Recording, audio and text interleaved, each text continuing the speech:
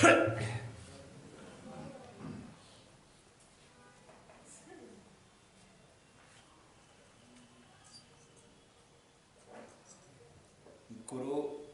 दरबार में बैठी हुई सभी महान आत्माओं, आज मैं आपको कर्म चक्र के बारे में बताना चाहता हूँ, क्योंकि सारा संसार कर्म से पीड़ित है। और ये जो मनुष्य का शरीर है, ये सब शक्तियों का भंडार है।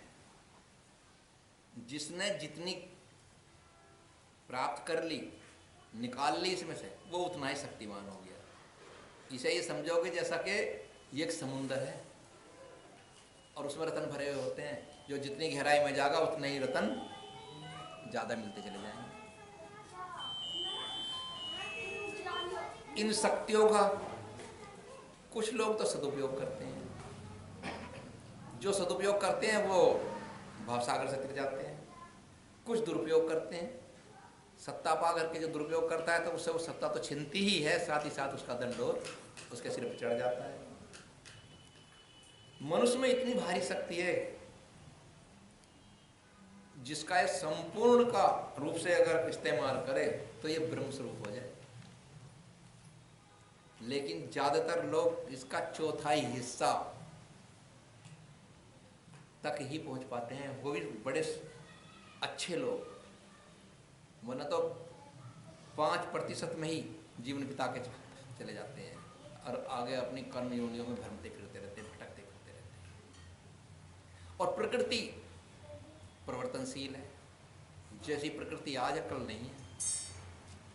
इसमें पतझड़ होते रहते हैं। जैसे जीवन में हर किसी के पतझड़ है। तुम देखते हो कि पेड़ों पे पतझड़ हो गए। अरे जब पेड़ों पे पतझड़ हुआ है तो ये भी तो थोड़ा सा इंतजार कर लो, नए नए पत्ते भी फूटेंगे उसी में से ही। वो हुआ इसलिए था पतझड़ के पुराने पत्ते खराब हो गए हैं, अब नए पत्तों को जन्म मिलेगा, है ना। ऐसे जीवन में जो सुख और दुख आते हैं, इनका भी यही हिसाब है। इनका भी यही हिसाब है कि दुख कटते हैं, फिर सुख आने के चिन्ह बन जाते हैं और एक दिन सब अंधेरा छट जाता है। आज अंधेरा है तो प्रकृति कल को सवेरा ला देती है। यानी आज दिन है तो अंधेरा, रात आ गई, और रात आई है तो प्रकृति फिर दिन भी निकाल देती है, प्रकाश होता है। तो प्रकृति का परिवर्तन चलता रहता है। ऐसे ही मनुष्य का जन्म हुआ है तो मरण भी निश्चित है, तो मरण भी निश्चित है, और मरण हुआ है तो फिर जन्म निश्चित है। तो यहाँ जो ये सिलसिला चल रहा है प्रकृति का, इसे कोई रोक नहीं सकता और इस सिलसिले को कोई नहीं रोकता। मगर कुछ लोग, कुछ संत, कुछ ऋषि मुनि ऐसे भी हो जाते हैं जो इस चक्र को अपने हृदय में बदल लेते हैं। यहाँ मनुष्य को भय के अंदर ही भगवान का भजन करते हैं, भय से डूबे पड़े हैं। जितने भी भोग हैं उन्हें भोग रहे हैं, लेकिन पीछे पीछे डर बना हुआ है, क्योंकि भोगों में भय है। कोई ऊंचे कुल में पैदा हो गया तो उसे उसका मान हो गया तो वो भी उसे खो रहा है, उसे पतित होने का भय है। रोगी को मर जाने का भय है और सुखी को लुट जाने का भय है। इसके ज्यादा धन हो जाए तो उसे भाई मैं तो मरूंगा। शास्त्रार्थ करने वाले को हारने का भय है। कोई क्षेत्र बचा ही ना हो जिसका प्रतिकार रूप ना हो। तो ये संसार चक्र चलता रहता है। और प्रकृति क्यों बदलाव लाती है? मान लो किसी को अहंकार बढ़ गया तो उसको मिटाएगी, उसे अहंकार को उसे पतिता में ला देगी, नीचे गिरा देगी। नीचे गिरा हुआ है तो उसको उठाने पर लग जाती है।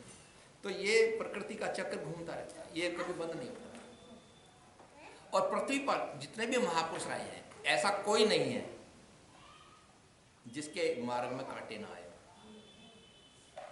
मगर कांटे ही कांटे बिछे थे जिनकी राहों में, खोजने वालों ने तो उसमें भी कलियां खोज ली। महान दुखों में भी ऋषि मुनि या आप लोगों में भी प्रभु की प्राप्ति कर गए बहुत। ये नहीं कि संन्यास में ईश्वर को पाया, गृहस्थी में भी पाया। सन्यासी है कौन? सन्यासी वो है जिसके अंदर समाधि घट जाए, जिसके अंदर परमात्मा प्रकट हो जाए, वो सन्यासी है, चाहे गृहस्थी में रहो या सन्यास में। अगर सन्यास में भी वो चीज नहीं घटती है तो फिर सन्यासी नहीं है। और गृहस्थी में घट गई, मेरा जैसों को घट गई, नामदेव जैसों को घट गई, रविदास जैसों को घट गई, तो वो गृहस्थी में संत हो गए।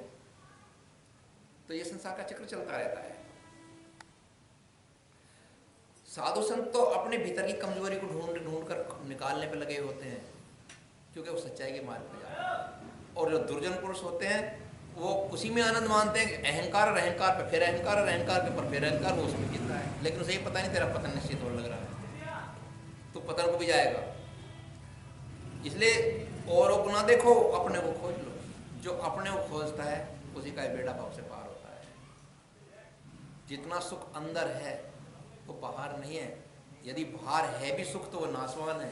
अंदर जो तुम्हें सुख प्रकट हो रहा है, जो प्रभु के दर्शन हो रहे हैं, वो तो नाशवान है ही नहीं, वो तो सदा के लिए हो गए। कर्म चक्र बलवान है, जैसा कर लोगे वैसा ही भर लोगे।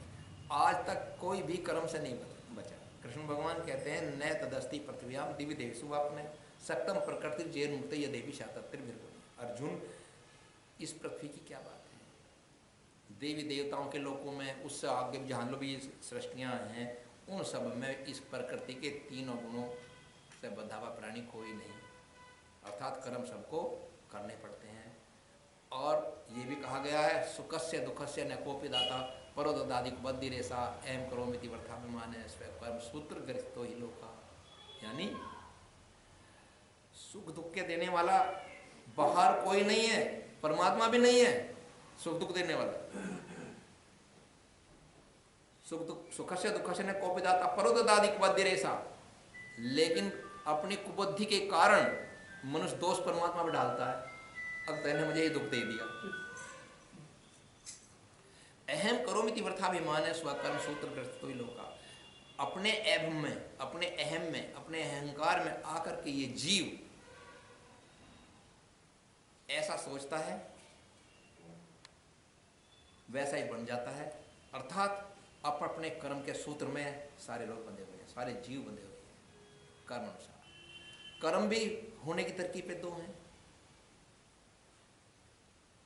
एक तो ऐसा जिसमें तुम स्वतंत्र हो, उस आज कर्म को करते जा रहे हो, लेकिन वासना तैयार होती जा रही है, वो चित्त पर चिपकता जा रहा है। एक वो कर्म जो चित्त पे पहले ही चिपका हुआ था, वो अब निकल रहा है, वो अब होगा जा रहा है। सारा काम उसी तरह चल रहा है जैसे कि पिक्चर के अंदर जो फीड होती है ना फिल्म में, दस नंबर वाइज उसी तरह से घटेगी जैसा उसमें भरा हुआ होता है।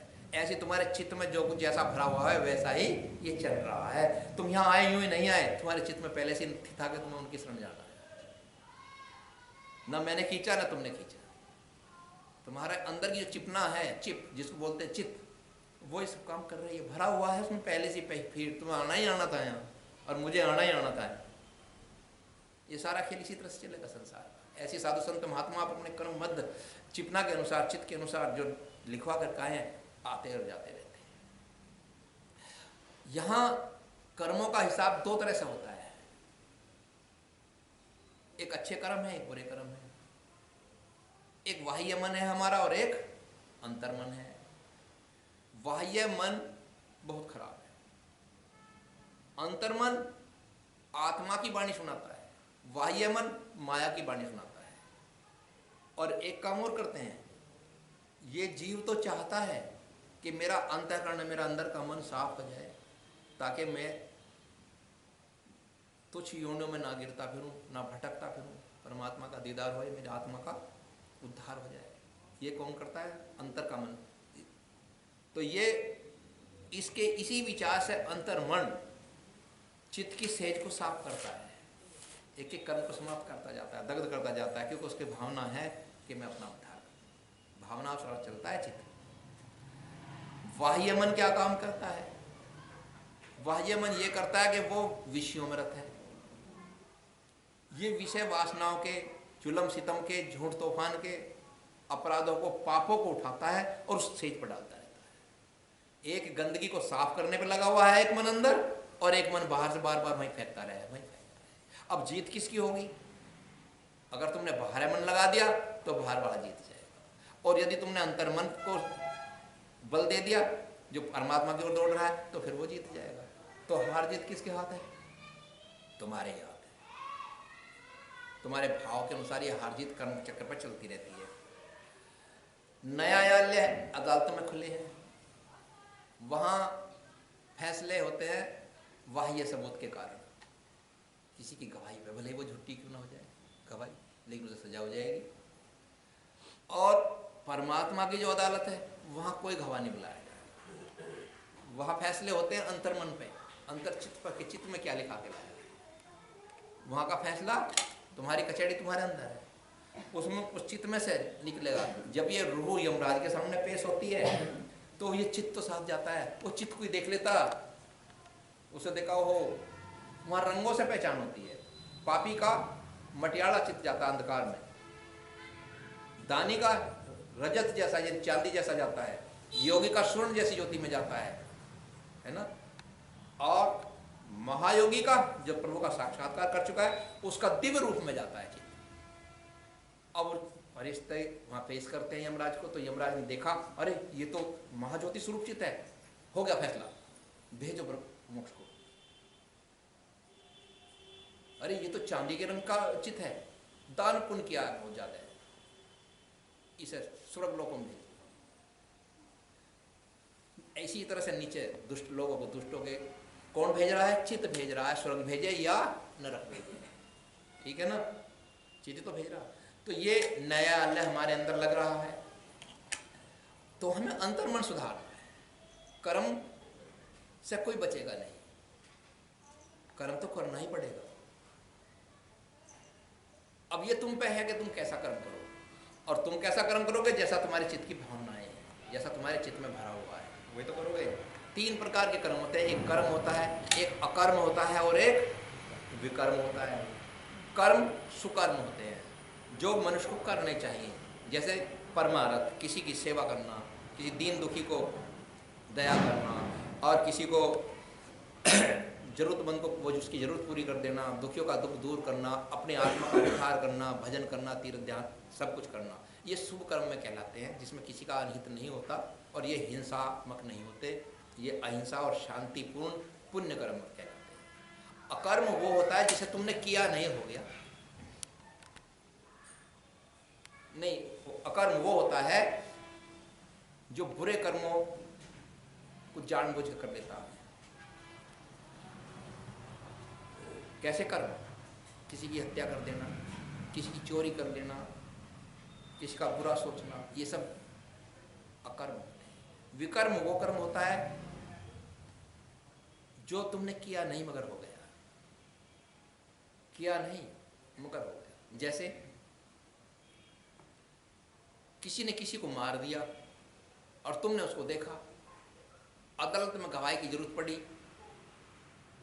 तुम्हारा नाम भी दिया उसने, कोई फला आदमी वहां था, गवाही में पेश हुआ, लेकिन उसने कुछ कहा ही नहीं, किसी भी भैंस ना कहा हो, तो उसने कोई उसे वो जो जेल जाएगा उसके जेल भेजने के लिए शांत हो गया, वही जेल में ना जावे।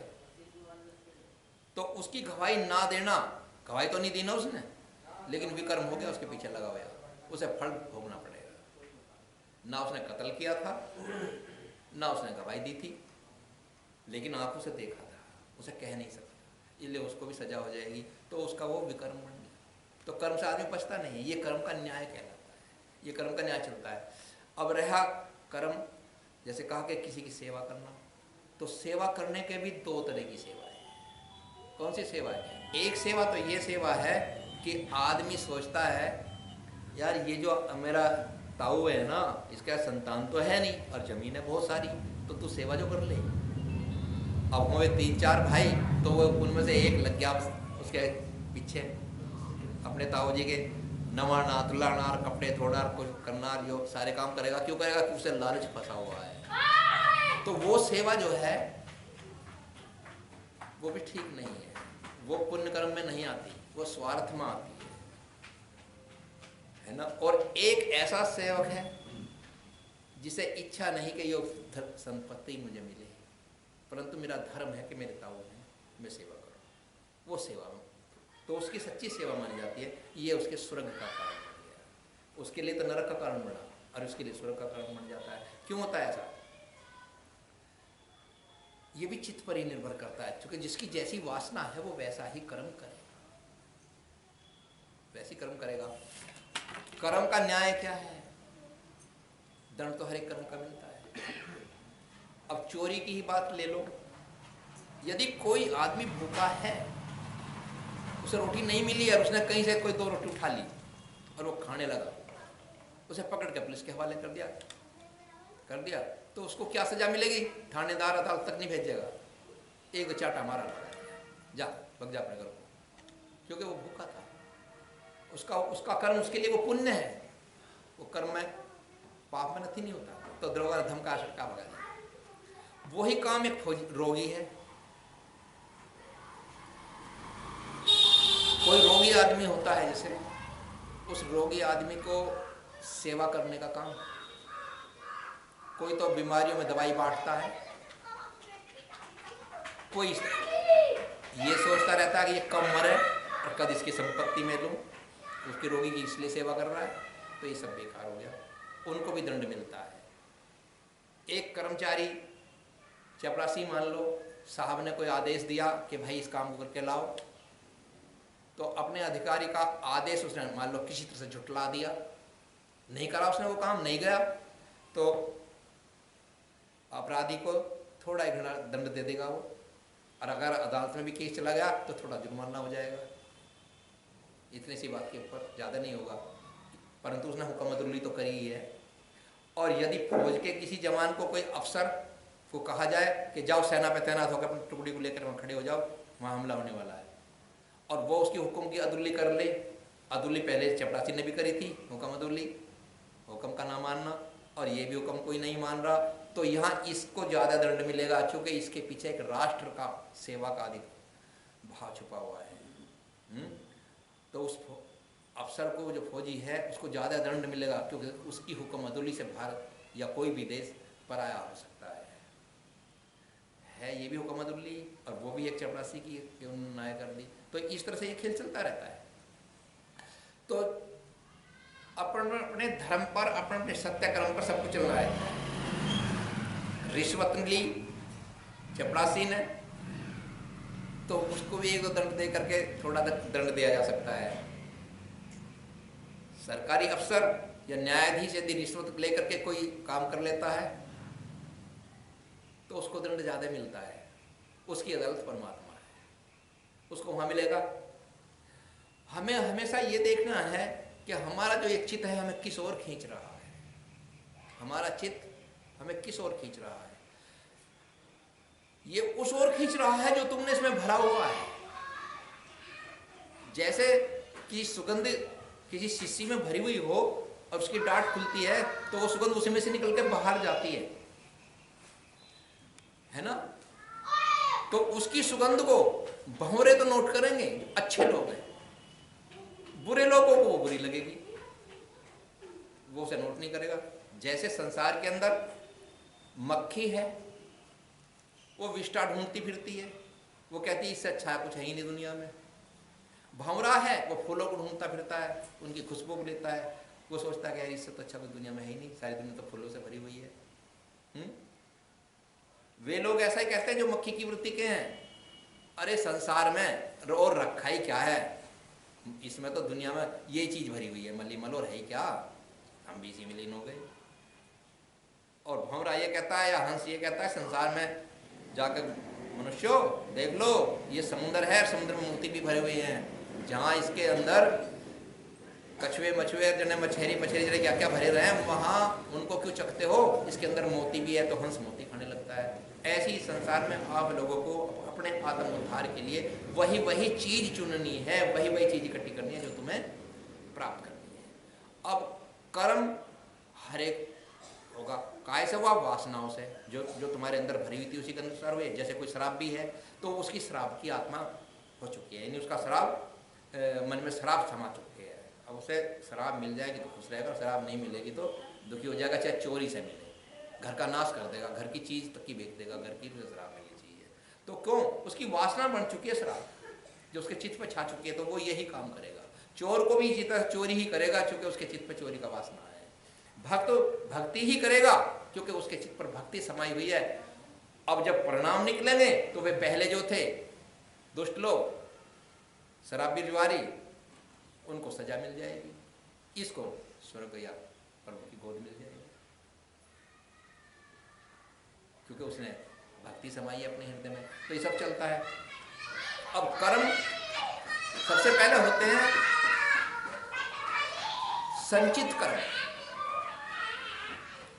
मनुष्य चारों तरफ से काम करता जा रहा है, अच्छे कर्म भी कर रहा है और बुरे भी कर रहा है, तो हमारा चित्त जो है ये उसे नोट भी करता है। जैसे टेप होता है ना, तुम बोल रहे हो वो नोट कर रहा, मैं बोल भी रहा हूं तो ये मुझे देख भी रहा है, फोटो भी ले रहा है और आवाज भी हो रही है, आवाज भी भर रहा है। ऐसे ही हमारा चित्त वो भरता जा रहा है जो तुम कर रहे हो कर्म को। जैसे जैसे करे सारा नक्शा देता है। कभी भी याद कर लो, बचपन की सारी बात तुम्हें याद आ जाएगी, कहाँ पे फला आदमी को मारा था मैंने, पिटा था, वो पिटता हुआ दिखाई देगा और तुम पीटते हुए दिखाई दोगे, क्योंकि फोटो भी चित्त गैर लेता रहता है। ये बहुत अच्छा कैमरा है, अच्छे का भी लेता है, अच्छा और बुरे का लेता है ये। तो ये जो कर्म करता है, इसके ये कर्म संचित कर्म होते रहते हैं इसके अंदर। फिर इनको भोगने का समय उसी जीवन में मिलता है कि इसी जीवन में भोग, और वो उसी को भोगता रहता है, संचित कर्मों को भोगेगा भोगेगा। लेकिन यदि किसी वजह से कर्म ज़्यादा हैं और किसी कर्मों का भोगने का नंबर नहीं आया और आयु की समाप्ति हो गई, तो फिर वो प्रारब्ध में डाल दिए जाते हैं, वो उसका भाग बन जाता है। वो क्या हो गया? प्रारब्ध, प्रारब्ध कर्म, वो उसके भाग में बन गए। और भाग लिखा गया तो अब उसकी रेखा अगले चित्त पर छपेगी। जो मरने के बाद जीवन मिलेगा वहां भी तो चित्त गया है ना, वहां चित्त दूसरा निर्माण करेगा अपना साफ शुद्धि के लिए, परंतु जो लेकर गया वासना भी उसमें मौजूद होंगी। अब वो प्रारब्ध हो गया, वो उसे फिर वहां भोगना है। और यदि उस किसी कर्म का उस जन्म में भी नहीं नंबर आया तो उसका अगला जन्म होगा, और उसमें भी ना आया तो फिर उसका अगला जन्म होगा, लेकिन पीछा छूटेगा भोग के। इसलिए योगियों ने ध्यान योग चलाया, क्योंकि योगाग्नि दहति पाप पुंजरम, क्योंकि योग ही अग्नि में ही पाप और पुण्य नष्ट होते हैं। ये चित्त की वासनाएं केवल ध्यान नष्ट करता है, योग की अग्नि नष्ट करती है, और किसी तरह से ये नष्ट नहीं होते। भोगने के बाद कर्म कर भी लिया और भोग भी लिया, फिर भी वासना कायम रह जाती है। उस वासना को मिटाना है यदि तुम्हें मुक्ति की तरफ जाना, इसलिए हम तुम्हें योग में डालते हैं कि ध्यान करो, ध्यान करो, ध्यान। ठीक है ना? तो ये कहलाते हैं प्रारब्ध कर्म। दूसरी बात और होती है, कुछ होते हैं क्रियामान कर्म। क्रियामान कर्म होते हैं जो तत्काल किए तत्काल भोग लिए, ये बका नहीं रहते, ये तत्काल फल। कैसे? हम बैठे हैं इधर, अचानक हाथ नो कर दिया और मध रहा था, आग का तसला भरा हुआ तो गैस जला दिया। ये चाहे अनजाने में किए गए हो या जानकारी में किए गए हो, तत्काल फल है इनका। हाथ डाला और फूक गया हाथ, दे दिया डंड उसने हाथ के हाथ ही, जहर पिया तत्काल मौत, गहरे दरिया में डूब गया, गैल मर गया। ये क्रियामान कर्म कहलाते हैं, ये तत्काल फल देने वाले, तुरंत हाथ के हाथ, ये देरी नहीं करते। और सब कर्मों में, संचित कर्मों में भी और प्रारब्ध कर्मों में भी क्या होता है? समय लगता है, लेकिन इनमें नहीं लगता। तो ये कर्म चलता है। इसलिए अपने हिसाब से तुम्हें चलना है। कर्म अनजाने में भी होते हैं और कर्म जानकर भी किए जाते हैं। तो जो अनजान कर्म है उनसे भी आदमी बचता नहीं है। जैसे एक नदी की सपील होती है ना, पुल की, उस पर बैठा एक साधु, कम से कम 100 गायें भागी हुई आ रही थी, हाँकती हुई बड़ी तेजी से, और वो उस पुल की खंदक से लेकर नूर कहीं दूर जाकर पहाड़ों में छिप गई। साधु जी बैठे हैं, क्योंकि भाई साधु तो भगवान के भगत है ना। पीछे पीछे हत्यारे आ रहे थे जो उनको पकड़कर मारना चाहते थे, वो उनको बेचते थे मार के उनका मांस। अब आए साधु के पास, साधु से पूछा, महाराज क्या देखो गायें गई हैं? अब साधु ने देखा हाथ में जबकि छुरा भी है, तो साधु का क्या धर्म था? झूठ बोलने का धर्म था, वहां झूठ बोलना धर्म था। किसी की जान, निर्दोष की जान बचनी हो तो झूठ बोल दीजिए, धर्म बन जाता है। गायों को बचा देना था कि नहीं जी मैंने नहीं देखी, तो इधर हाँ आई थी लेकिन इस रास्ते से, तो दूसरा रास्ता बताता कि इस रास्ते में निकल के इधर को तो मैंने देखी गई, तो वे 100 बच जाती। लेकिन उसने कह दिया कि हाँ जी इधर को गैयर आ गया, कंदरा उसमें गई होंगी, वे सीधे वहीं गए, एक एक गाय निकाल ली, काटा और उनका गाड़ी में लदवा के मांस और बाजार में बेचने की तैयारी कर दी। तो ये कर्म उस महात्मा ने किया नहीं, काटी तो नहीं कोई गाय, लेकिन वो उसने एक विकर्म बना लिया अपने ऊपर। वो जानकर भी कहो या अनजान कहो, लेकिन पाप पहुंच गया, और उसका यही पाप उसके चित्त पर चला जाएगा, जो अगले जन्म में वही संस्कार उसे फिर भोगना पड़ेगा, वो भी किसी के भयकाय में आगे कटेगा। क्योंकि प्रकृति वही दंड देती है जो करके आया है, जो भी कुछ करके आया प्रकृति वही दंड दिया करती है। इसलिए भाई मैं तो ये कह रहा हूं, ये सारा संसार प्रकृति का खेल है, प्रकृति का नाटक है।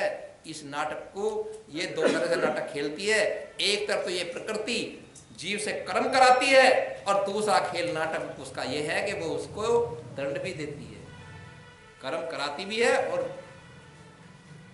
भोगने की व्यवस्था भी करती है। उसी की व्यवस्था से सारा संसार चल रहा, क्योंकि प्रकृति चेतन रहती है हर वक्त। जितनी भी दुर्घटनाएं किसी के साथ होती हैं, दुर्घटनाएं वो पूर्व नियोजित हैं, पहले से ही तुम्हारे चित्त पर है। जैसे पिक्चर में भरी हुई है, आदमी उधर से कार आई और उधर से कोई आदमी आया, साइकिल से टकरा के खत्म हो गया आदमी, दिखाते हैं ना पिक्चर में। जब भी उस पिक्चर को देखा जाएगा तभी ये सीन आवेगा, गाड़ी आई और वो आई और कट गया, चाहे 10 बार देखो वो चीज आ, क्योंकि उसमें फीड है। ऐसी तुम्हारे चित्त में वो चीज फीड है जिसके कारण तुम टकरा गए। और होनी इस रचना को रचती रहती है। होनी माने प्रकृति इस चीज को रचती रहती है, क्योंकि ये काम किसका है? ये प्रकृति का है कि जीव को कर्म के दंड का विधान तैयार करे। वो योजना तैयार करती रहती है, वो एक उसका नाटक तैयार करती रहती है, उसे घेर घोट के चित्त के अनुसार वो सुई चलती रहेगी, मशीन उसी तरह चलती रहेगी, और घेर घोट के उसे उसी अवस्था यानी उसी परिस्थिति में लाकर खड़ा कर देगी जिसमें उसको वो दंड भोगना है। इसलिए प्रकृति के खेल बड़े निराले हैं, और होनी किसी से आज तक टली नहीं, चुके होनी कोई नहीं है। होनी वो है जो तुम करके आए हो, तुम्हारे प्रारब्ध का नाम होनी है। उसका जो अधिष्ठाता है, जो उसको खोल के चला रहा है रील को, उसे तुम होनी कह लो या कुछ भी, बाकी सब कुछ तुम्हारे कर्म ही है। इसलिए कर्मों को कभी भी बिगड़ने मत देना। ये संसार बार बार नहीं मिलता, तुम परमात्मा की गोद में से निकले हो और परमात्मा की गोद में जाने की तैयारी करो। परमात्मा ने तुम्हें सबसे पहले तो अपनी कृपा दे दी। अरे तुम पे प्रभु ने अपनी कृपा बख्शी, जब भी तो तुम्हें मानव की देह मिली। फिर उसने फिर और कृपा करी, स्वस्थ शरीर दिया, फिर और कृपा करी, कोई गुरु दिया, फिर प्रभु ने और कृपा दी, अपने जाने का रास्ता खुलवाया। अब अपनी कृपा अपने आप थोड़ी सी और कर लो, वो योग है, तुम प्रयास कर लो प्रभु को पाने। अब थोड़ी सी तुम्हारी जरूरत रह गई है, उसने तो अपनी कृपाएं दे रखी हैं तुम्हें, अब तुम अपने पे अपनी कृपा कर लो, अपने पे ही कर लो ना। थोड़ा सा लगो हरि भजन में, लगो दुनिया की सेवा में, लेकिन सेवा भी करते जाओ ना। बार बार प्रभु कहते हैं गीता के अंदर कि निष्काम करना। यदि तुमने सेवा भी किसी की स्वार्थ से करी है ना, अब इसका फल मिलेगा, तो उसका फल उतना ही मिलेगा जितनी तुमने सेवा करी। निष्काम करो, निष्काम करो, बहुत बड़ा फल मिल जाएगा, बहुत बड़ा फल मिल जाएगा। इसलिए सत्कर्म करो। ये दुनिया कैसी है, अच्छी भी है, बुरी भी है, लेकिन जैसा हमने अपनी आंखों पर चश्मा चढ़ा रखा है वैसी ही दुनिया दिखाई देगी। अगर हमने हरा चश्मा चढ़ा रखा तो सारी दुनिया हरी दिखाई देगी। हमने लाल चश्मा चढ़ा लिया तो तुम सब बैठे बैठे लाल दिखाई देने लगोगे। ऐसी जैसा हम चित्त लेकर के आए हैं संसार वैसा ही है। जैसा हम चित्त बना के लाए हैं ना पीछे से, जो चश्मा हम लगा के आए हैं चित्त का, वो ही वैसा ही चल रहा है। और सारी दुनिया, अच्छे को सब लोग अच्छे दिखाई दे रहे हैं, है ना, बुरे को खुद तो अच्छा लग रहा है, दूसरे सब बुरे दिखाई देते हैं, है ना। इस दुनिया में आए हो तो हंस बन के जाना, हंस बन के जाना, हंस मोती ही मोती ग्रहण करता है, बाकी सब चीज छोड़ देता है।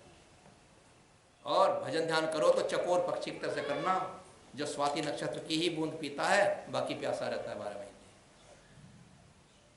एक ईश्वर से ही लगन है और उसे कोई लगन नहीं होती। तो भैया ये संसार है बार बार तो मिलने का नहीं। और कर्म जो है, भक्ति कर्म को भी काट देती है, ध्यान कर्म को भी काट देता है, कर्म का लिखा भी बदल देता है। कौन? गुरु की शरण में जाओ, वो तुम्हें क्या मार्ग देंगे? भगवान की भक्ति का। राजा दशरथ के भाग में संतान ही नहीं थी ना। एक ऋषि ने कह दिया आकर के तुम पुत्रेष्टि यज्ञ करो। पुत्रेष्टि यज्ञ करा दी। उस यज्ञ में हवि चलती रही, ऋषि मुनियों के आए और आशीर्वाद होते रहे, अंत में सब देते रहे अपनी दुआएं। अब महाराज के पुत्र पैदा हों, सबकी ये होगी, आशीर्वाद मिला ना। उन आशीर्वादों ने क्या काम करा? उस यज्ञ ने जो कर्म भाग में नहीं था, 4 पुत्र पैदा करा दिए ना। काय ने भाग बदला, कर्म नहीं बदल दिया। कर्म से कर्म कटा। महर्षि मृकंड सृष्टि के आदि में हुए हैं, उनके पिता भगवान शिव के भक्त थे, संतान कोई नहीं थी, बहुत भारी तपस्या करी, भगवान से मांग लिया, शिव जी से प्रकट हो गया, प्रभु मुझे कोई संतान दे दो। कह लगे अच्छा जाओ, तुम्हें हम तुम्हारी 12 वर्ष की भक्ति है, 12 वर्ष के एक लड़का दे देते हैं। वो मारकंडे दे दिया ना, तो कर्म कट गया ना, भाग में तो था नहीं ना। ऐसे ही कर्म से कर्म को काट दिया जाता है, परंतु सत्य कर्म से ही अशुद्ध कर्म कटता है। अशुद्ध कर्म से यानी पाप कर्म से धर्म कर्म नहीं कटता। धर्म कर्म तो काट देगा पाप धर्म को, लेकिन पाप से धर्म कर्म नहीं कटता है। असत्य को सत्य काट सकता है, वो असत्य को सत्य काट देगा, और असत्य की हिम्मत नहीं है कि सत्य को काट दे। ये सारा संसार है, सोच समझ के चलो। और भैया मकड़ी के जाल में मत फंस जाना। जैसे कि मकड़ी अपना जाल अपने आप पूरती है, फिर अपने आप इसमें फंस जा, फिर ढूंढती फिरती है रास्ता, कहाँ को निकलूंगी। ये संसार है, इस संसार में हरि भक्ति ही एक द्वार है ऊपर को जाने का, बाकी सब द्वार संसार के ही हैं। सोच समझ के चलना। जय सच्चिदानंद।